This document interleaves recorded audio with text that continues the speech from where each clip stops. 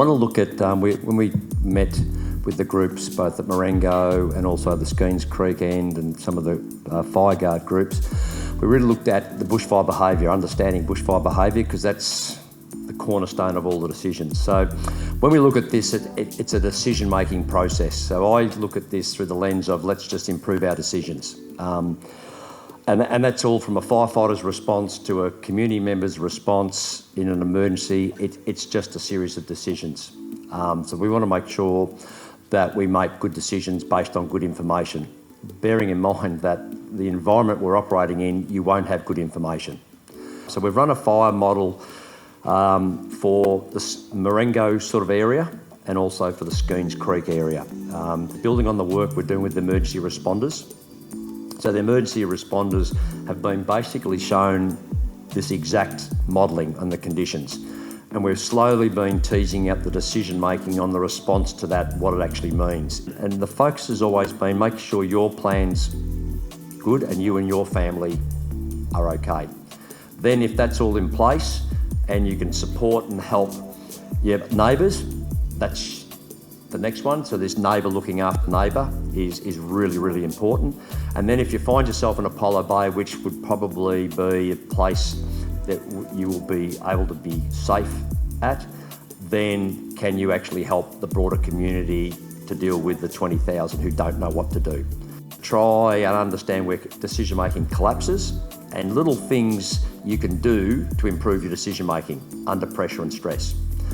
And the modelling I'm hoping to show the time and space, and that's really, really important, is to slow everything down, and work through, work the problems, rather than going, oh my God, they've got a fire, let's start throwing things and rush off. Let's just work through. And I can tell you, and history has shown that throughout disasters worldwide, as we always talk about, in the first 1 or 2 hours of any disaster, it's the actions of the local responders and the community that'll have the greatest impact to the outcomes going forward. That's worldwide. People step up. They just do. And we talked about it at some of the workshops, is spend that 10 minutes okay. You've got some apps, we've got the weather, the Fire Danger Index rating app, you can actually work out rates of spread, and you can actually have your map of the district. And just go, okay, 1 hour, this is where I am, in 1 hour, 2 hours, it's going to be here.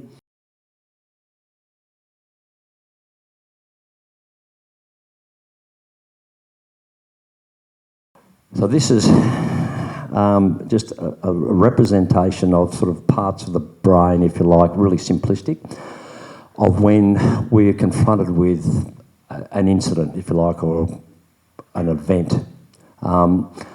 Typically, every time we're confronted with something, a fire, we'll get pushed to the basement. And the basement's that most primal response type there, fight, flight or freeze.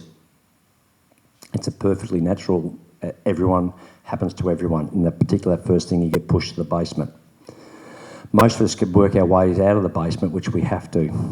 Otherwise, if we're stuck in the basement, we're just in the primal response stuff. You're just going to be just bouncing from time to time to time, so we need to slow it down. And one of the ways is to go into some of the routine patterns, if you like, the workroom. So a classic of that be, oh my God, I've got fire and smoke at the back. Oh my God, okay.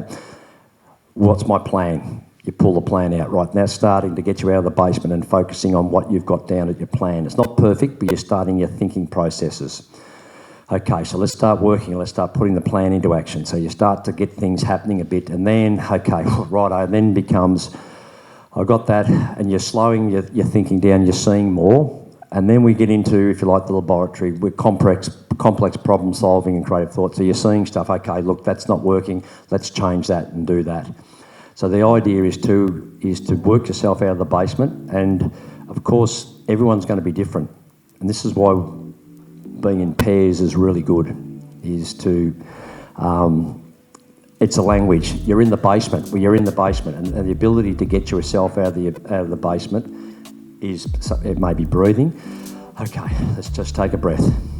So these are common stress reactions. Do you see yourself in any of those?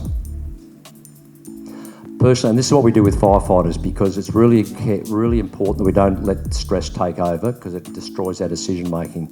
So one of the things we work on is to go through a process of letting what your individual stress reaction is, and tell the people you're working with or your partners, when I'm stressed, this is what I do. When you see it, say something to make sure I don't go into that spiral. So personally for me, I tend to, under stress, I freeze and get tired and I shut down a bit, and I can feel it in my stomach. And and it can be go for a walk, you need a drink. Typically as a trigger point for your partner, I wouldn't say you're looking stressed. No, I'm not. Well, you seem stressed. I'm not stressed. Well, you're sounding stressed. Escalate. So sit together, and this is really, really important. What are your stress reactions, and what's a safe word for you to say? Because the whole idea is to catch it before it destroys your decision making. And it can be, you're in the basement. All right, get out of the basement, whatever it may be. But it's really important that you both, or partners or friends, family, you work on that, because that's the key to get you into good decision-making space. Develop and brief decisional trigger points. Now, that isn't an operation, that's your thing, is these trigger points. When the fire gets to here, we're doing this. If we haven't got any more information by then, we're going to do that. So they're done in advance. Okay, we're going to put the half out. If we're not sure about what it is, we're going to do this. So when we it's not a firefighter, that's just a trigger point, is just a chance so your decision making doesn't go pear-shaped. When the fire gets to here, we're heading down to the lighthouse. And that's what we mean by those decision trigger points. And make sure you're all on the same boat. Brief them. I know it sounds like you're preparing, but these are just conversations when you're around what we're going to do. It's not like, righto, everyone pay attention. It's sitting around the table with the kids. That's the sort of conversation.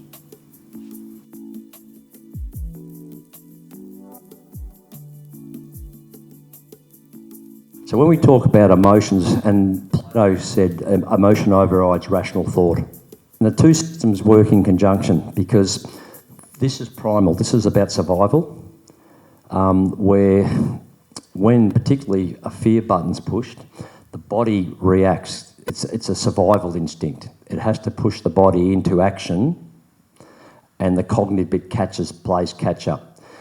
The emotions is the chemical glue to help form long-term memories. And it's really, really important from a decision-making point of view. Everyone had the experience when you hear a song from back in the day? You go, geez, I remember back, and I can remember with that, the Bannockburn dance, where I was busting a few moves with the, you go right back and sense another one, a really strong, I remember. It's those things where there's an emotional connection to it that you had those long-term memories. There's those things you can go back that goes, oh, geez. And there's these little triggers that just bring it to the front of the mind. So that's the importance of talking about things, because those emotional events is just talking about it. That actually helps form the long-term memory. Now, they're not perfect when you recall them, but they're a starting point. So when we start to talk about decision-making, we start with situational awareness. So this is happening the whole time we're awake. We have an initial perception of something, and as we gather more information from what we observe or what's communicated to us, or what our senses tell us, we get closer to the reality. It'll never be perfect, because we'll never have all the information. So the fire is the fire is the fire. That doesn't change. The only thing different, everyone in this room will have a totally different perception of that fire and the risk. It's like you go to the MCG to watch Collingwood play, huge crowd, 80,000 people. The game of football is the game of football. That is what it is. But all those people have a different version of who is the best player, umpiring, all those types of deals. Same game. Every single person. But the more you talk with different people, you get closer to the reality. So communication is the absolute key. So this is why inexperienced people take a long time, because all they've got to base their decisions on is something on maybe a PowerPoint show. And that's why we say do that practice stuff. It gives you an emotional connection to the activity that you're doing. So I'm practicing how long it takes me to hook up the hose around my property, how long it takes me to drive to the hose. They become a slide that you probably won't even consciously think about again until it happens. But that's what happens, and it's Gary Klein, the guru of decision making. That's what he sort of came up with. How did, and he based it on firefighters. How do they just know what to do?